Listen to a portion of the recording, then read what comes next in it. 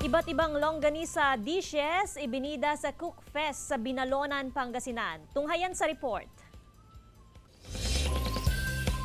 Ang paborito at kilalang pagkain sa Binalonan, Pangasinan na longganisa, hindi lang pang-ulam.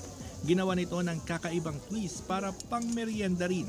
Ito ang tema ng Binalonan Longganisa Cook Fest na bahagi ng selebrasyon ng Tourism Month sa bayan.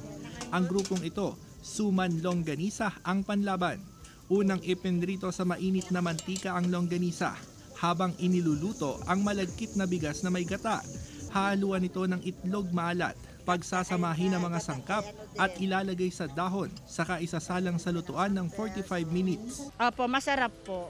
Kaya po namin, ito ang present po namin ngayon. Healthy longganisa sa bulaklak ng kalabasa naman ang naisip na merienda ng grupong ito.